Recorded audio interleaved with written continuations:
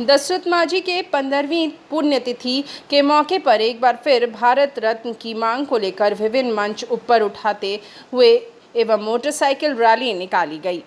श्रद्धांजलि स्वरूप करते हुए गया जिला के विभिन्न प्रखंडों से निकाला गया, जिसमें हजारों लोग शामिल हुए। इस रैली को बिहार सरकार के मंत्री संतोष मांझी ने हरी झंडी दिखाकर गया के आजाद पार्क से रवाना किया। श्रद्धांजलि रैली को बेलागंज खिजरसराय के रास्ते पवित्र समाधि स्थल घटक रवाना किए गए। इस मौके पर मंत्री संतोष मांझी ने कहा कि बिहार के गौरव है पर्वत पुरुष दशरथ माझी ने सुदूर इलाके गहलोर घाट में रहकर भी देश दुनिया में अपना लोहा मनाने का काम किया। पर्वत पुरुष दशरथ माझी के अधूरे सपने को पूरा करने के संकल्पित होकर अपनाना एवं उस पर अमल करने की ज़रूरत है। आज के वर्तमान स्थिति में समाज के उत्थान एवं मुख्य धारा में लाने के लिए उनके विचारों पर अमल करने की ज़रूरत है। उनकी जिद ने उनको दुनिया के महान हस्तियों में शुमार कर दिया। हांड मास का इंसान दृढ़ इच्छा शक्ति के बल पर पहाड़ को भी काटकर रास्ता बना सकते हैं। आयोजन समिति के अध्यक्ष शंकर माझी ने कहा कि यह रैली प्रत्येक वर्ष निकलती है एवं गया जिला के अलग अलग मार्गों से गुजरती है। हम लोग बाबा के अनुयायी हैं और उनका जीवन से प्रेरित होकर प्रत्येक वर्ष माला अर्पण के लिए गहलोर घाट जाते हैं। मंच के अध्यक्ष नंदलाल माझी ने कहा कि पर्वत पुरुष हमारे बिहार के आन बान शान हैं। उन्होंने साबित कर दिया कि मन में अगर दृढ़ इच्छा शक्ति हो तो पहाड़ को भी सीना चीर कर रास्ता बनाया जा सकता है।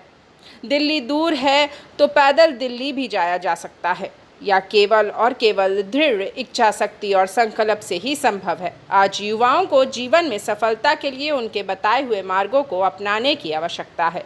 इस मौके पर पूर्व मुख्यमंत्री जितेंद्र राम माझी सहित पार्टी के कई कार्यकर्ता मौजूद थे। रास्ता उन्होंने बनाया है, तो हमारे भी जितने साथी हैं जिनको सब लोग गरीब कहते हैं, अभिवंचित कहते हैं, दलित कहते हैं, वो अगर चाह लेंगे, वो अगर ठान लेंगे, कोई भी काम कर सकते हैं। और मैं भी युवाओं से ही आह्वान करूंगा कि अपना धैर्य को, अपनी साहस को बचा के रखिए और देश की सेवा में अपने आप को समर्पित कीजिए। यही सब बातों के लिए आज हम लोग यहाँ पर हैं। दोबारा आपको इस बार भी आप मंत्री हैं, दोनों में से किसमें आप सुखद अनुभव कर रहे हैं?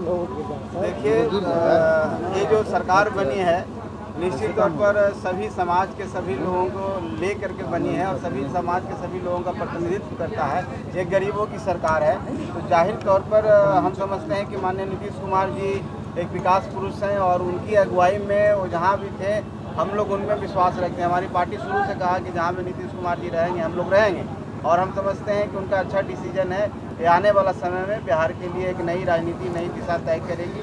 हम लोग को लगता है कि जिस तरह से विकास का रथ चल रहा था और आगे तेजी से चलेगा, सभी लोग इसमें मिलजुल के साथ में रहें। जैसे कि इस बार आपने दूसरी पार्टी, आपके महागठबंधन में एक राजद भी है, वैसे में व्यवस्था बदली है, सरकार बदली है, सिस्टम बदला है? देखिए, इस व्यवस्था वही रहता है, सरकार के अगुवाई जो कर रहे हैं मुखिया वही हैं। एक तरह से समझिए कि कुछ दलों ने एक नया समीकरण बनाया है जो गरीबों के हित में है, बाकी और कुछ नहीं बदला है। सरकार जैसे चल रही थी वैसी चलेगी, क्योंकि मुखिया इसके विकास पुरुष हैं और उनके नेतृत्व में है, उन पर हम लोग विश्वास रखते हैं। नई सरकार कैबिनेट की भी बैठक, शराबबंदी पर भी कुछ बदलाव होंगे क्या? क्योंकि मांझी जी हमेशा बोले हैं कि थोड़ी थोड़ी पिया करो। अब मांझी समाज ही सबसे ज़्यादा जेल में शराब मामले में। देखिए, जहाँ तक शराबबंदी का मामला है, आप जिनके बारे में बोल रहे हैं उनका व्यक्तिगत राय है, लेकिन जहाँ मेरी बात है तो मैं समझता हूँ कि समाज को आप बात कर रहे हैं, तो जो समाज गरीब है वो समाज में शराब की जो लत लगती है, उनकी क्या दुर्दशा होती है, सब आप लोगों को पता है। वहाँ पर बच्चे उनके पढ़ नहीं पाते हैं, बच्चे कुपोषित हो जाते हैं। तो हम समझते हैं अगर ये बुराई कोई चीज़ है, चाहे वो सामाजिक बुराई शराब हो, चाहे हम दहेज लेते हैं, चाहे किसी तरह की सामाजिक बुराई है, इससे हम सबको परहेज करना चाहिए, हमको आगे बढ़ना चाहिए, आगे की सोच रखना चाहिए।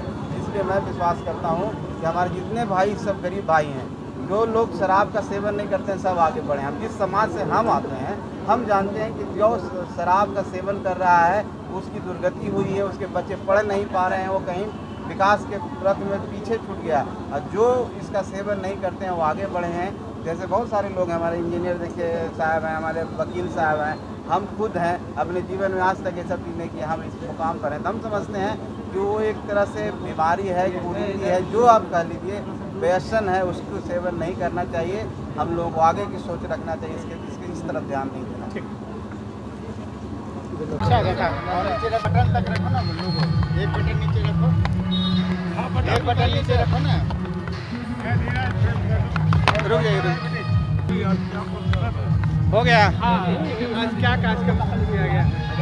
लो पकड़ लो, बताइए ना, आगे से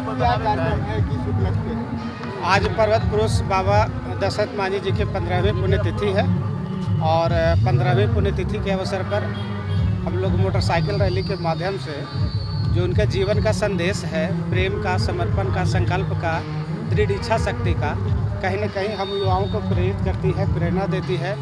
जीवन में परिस्थितियाँ कितना भी खराब हो जाए, हम उनके जीवन से प्रेरणा ले सकते हैं। कितना भी स्थिति खराब हो जाए, लेकिन आप अपने आप को साबित कर सकते हैं।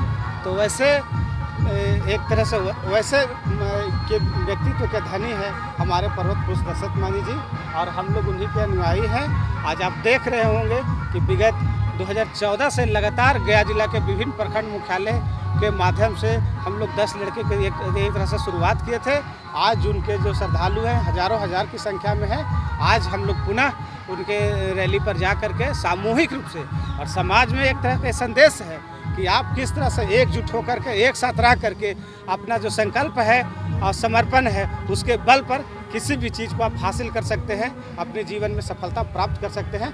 कहीं ना कहीं हम लोग उनके जीवन का अनुकरणीय है साथी। रैली कहाँ से कहाँ तक जाएगी, क्या आगे करते हैं? रैली आज़ाद पार्क से निकलेगी और पंचायती अखाड़ा होते हुए बेलागंज, खिजरसराय, श्रीपुर के रास्ते पवित्र समाधि स्थल गहलौर घाट जाएगी और वहाँ पर हम लोग माला अर्पण करेंगे। साथ ही साथ मौन सभा होगी और एक संकल्प सभा होगी। संकल्प सभा के माध्यम से हमारे समाज के जितने भी युवा हैं उनको सामाजिक बुराइयों से दूर रहने, अंधविश्वास से दूर रहने, पाखंडवाद से दूर रहने और अपने जीवन को किस तरह से बेहतरी कर सकते हैं उस तरह का एक हम लोग संकल्प लेते हैं।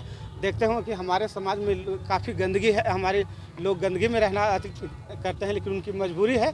तो हम लोग भी चाहते हैं कि साफ स्वच्छता और संकल्प के माध्यम से हम लोग इन सब बुराइयों को समाप्त करने का एक संकल्प लेंगे। जो सपना था उनका परिवार का जो आज तक पूरा नहीं पाया है, आज भी मतलब मुफ्त की ज़िंदगी जी रहे हैं। आर्थिक तंगी से परिवार देखिए, आर्थिक तंगी का जहाँ तक संज्ञान है हम लोग को भी है। सरकार उसके लिए जहाँ तक हो सके बहुत योजनाएं चला रही है, काम कर रही है, लेकिन धरातल पर अभी भी काम करने की आवश्यकता है।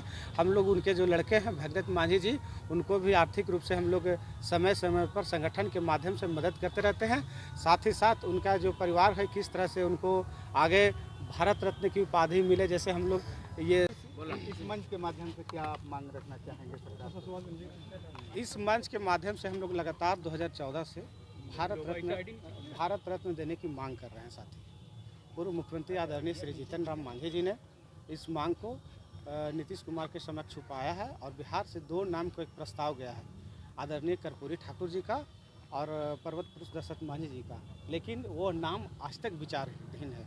हमको तो ऐसा लगता है कभी कभी साथी, कहना तो नहीं चाहिए, उनकी कृति, उनकी ख्याति और उस जिस तरह के काम किए हैं, सामाजिक संदेश देने का काम किए हैं, अगर दूसरे समाज वर्ग में पैदा होते, दूसरे अथी में पैदा होते तो कहीं ना कहीं उनको आज कहां से कहां तक पहुंचा दिया गया होता।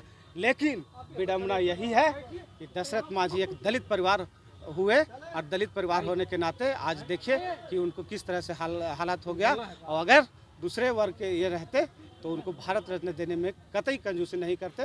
तो हम तो केंद्र सरकार से कहना चाहते हैं कि जो ऐसा परिस्थिति गरीब दलित परिवार से है, दलितों का सम्मान करना चाहती है, भाजपा करती है, केंद्र सरकार करती है, तो ऐसे लोगों को भी जो धरातल पर काम रह करके अपने आप को साबित करने का काम किया है, वैसे लोगों को सम्मानित करने की आवश्यकता है और उनको भारत रत्न देने की हम मांग करते हैं कि उनको तत्काल भारत रत्न दिया जाए, ताकि जो इस समाज जो दबा हुआ है, कुचला हुआ है, उसको एक तरह से प्रतिनिधित्व मिल सके, समाज में सम्मानजनक रूप से जीने का अधिकार मिल सके। यही हम मांग करना चाहेंगे साथ।